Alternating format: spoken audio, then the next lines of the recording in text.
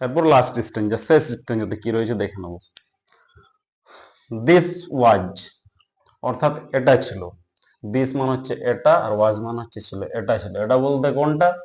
এতক্ষণ পর্যন্ত প্রথম থেকে 4 স্ট্যাঞ্জা পর্যন্ত বা 4th স্ট্যাঞ্জা পর্যন্ত যে যে ঘটনাগুলো ঘটেছে সেই ঘটনাগুলোকেই এইখানে দিস বলা হয়েছে। কি ঘটেছে না, কবি চুপি চুপি একটা ওক গাছের জঙ্গলে প্রবেশ করেছেন একটা পুরুষ হরিণের খোঁজে।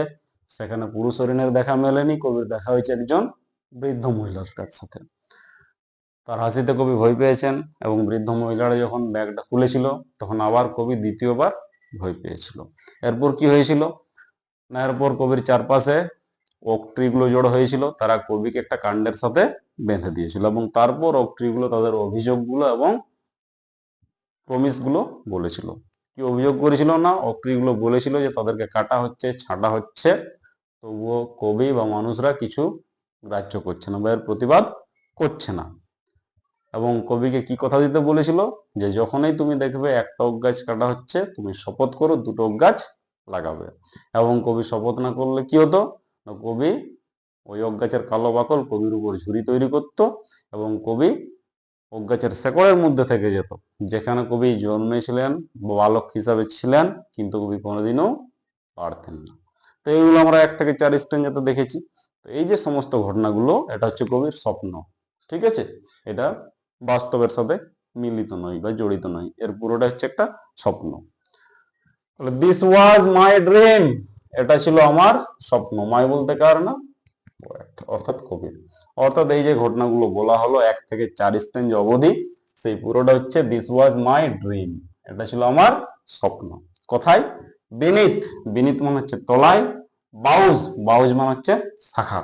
অর্থাৎ কবি হয়তো কোনো কারণে একটা ওক গাছে প্রবেশ করেছিলেন এবং ওক গাছের শাখার তলায় ঘুমিয়ে পড়েছিলেন, এবং ঘুমানোর পর পুরো স্বপ্নটা দেখেছেন। কি স্বপ্ন না, কবি স্বপ্নে দেখেছেন তিনি বালক হয়ে গেছেন, বালক অবস্থায় একটা ওক গাছের জঙ্গলে প্রবেশ করেছেন, এবং তারপর থেকে তার সাথে যে যে ঘটনাগুলো ঘটেছিল পুরোটাই কিন্তু একটা স্বপ্ন। কোথায় স্বপ্ন না, ওক গাছের ছায়ায় বা ওক গাছের শাখার তলায় ঘুমিয়ে ঘুমিয়ে।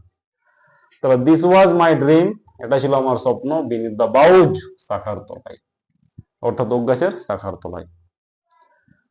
অর্থাৎ ওক গাছের শাখার তলায় শুয়ে শুয়ে কবি স্বপ্ন দেখেছেন তিনি বালক হয়ে গেছেন এবং ওক গাছের জঙ্গলে প্রবেশ করেছেন, এবং তারপর তার সাথে যে সমস্ত ঘটনাগুলো ঘটেছিল। দ্য ড্রিম, সেই স্বপ্ন, দ্যাট যেটা অল্টার্ড, অল্টার্ড মানে হচ্ছে চেঞ্জ বা পরিবর্তন করে দেওয়া, অল্টার্ড আমাকে চেঞ্জ করে দিল। কি চেঞ্জ করে দিল? কবি কি ভালো হয়ে গেল? না, ওরকম কিছু হয়নি, কবির মানসিকতা চেঞ্জ হলো, গাছের প্রতি কবির সহানুভূতি জেগে উঠলো, কবি গাছকে বাঁচানোর নিড বা এনভায়রনমেন্টকে বাঁচানোর যে নিড সেটা ফিল করলেন। তো সেটাই বলে হচ্ছে the dream that altered me, স্বপ্ন যেটা আমাকে পরিবর্তিত করে দিল বা চেঞ্জ করে দিল, কবিকে গাছের প্রতি সিম্প্যাথেটিক করে দিল, এনভায়রনমেন্টকে প্রোটেক্ট করার কবির মধ্যে নিড জন্মালো। এই চেঞ্জগুলোই হয়েছিল কবির মধ্যে, কিসের দ্বারা না, স্বপ্নটার দ্বারা। তাহলে দিস ওয়াজ মাই ড্রিম, এটা ছিল আমার স্বপ্ন, বিনিথ দ্য বাউজ, শাখার তলায়, the dream that altered me, সেই স্বপ্ন যেটা আমাকে চেঞ্জ করে দিল বা পরিবর্তিত করে দিল বা অল্টার্ড করে দিল। ওয়েন, যখন, আমি অর্থাৎ কবি, কেম আউট, বের হয়ে এলাম, অফ দ্য উড, ওক গাছের জঙ্গল থেকে। অর্থাৎ কবি ওক গাছের শাখার তলায় ঘুমিয়েছিল এবং সেই জঙ্গল থেকে কবি যখন বের হয়ে গেল, অর্থাৎ জঙ্গল থেকে কবি বের হয়ে কোথায় পৌঁছাচ্ছে, ব্যাক টু, আমি যখন ফিরে এলাম, হিউম্যান কোম্পানি, মানুষের সংস্পর্শ, অর্থাৎ যেখানে মানুষরা বসবাস করে। জঙ্গল থেকে বের হয়ে যখন আমি মানুষের সংস্পর্শে বা মানুষরা যেখানে বসবাস করে সেখানে পৌঁছলাম, অর্থাৎ কবি জঙ্গলে থাকেনি, জঙ্গল থেকে বের হয়েছে, মানুষের সংস্পর্শে এসেছে। তাহলে when, যখন, আই বলতে কবি, কেম আউট, বের হলাম, অফ দ্য উড, ওক গাছের জঙ্গল থেকে, ব্যাক টু হিউম্যান কোম্পানি, মানুষের সংস্পর্শে পৌঁছলাম বা মানুষের সাথে পৌঁছলাম।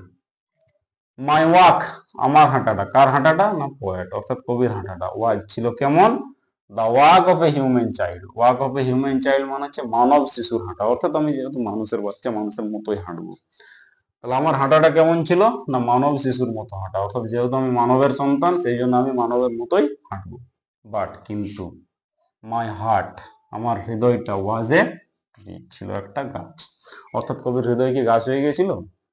গাছ হয়ে যায়নি, গাছের প্রতি সহানুভূতি জেগে উঠেছিল, ওই জন্যই বলা হয়েছে মাই হার্ট ওয়াজ এ ট্রি, আমার হৃদয়টা পরিণত হয়েছিল একটা গাছ।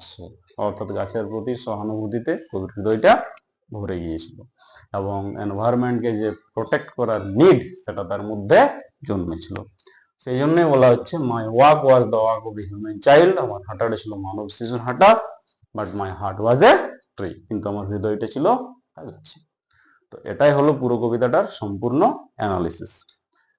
এরপর আমরা এই কবিতাটা থেকে কি কি গুরুত্বপূর্ণ প্রশ্ন উত্তর হতে পারে যেগুলো পরীক্ষায় আসার সম্ভাবনা প্রায় নিশ্চিত, সেগুলো সম্পর্কে পরের ভিডিওতে আলোচনা করব।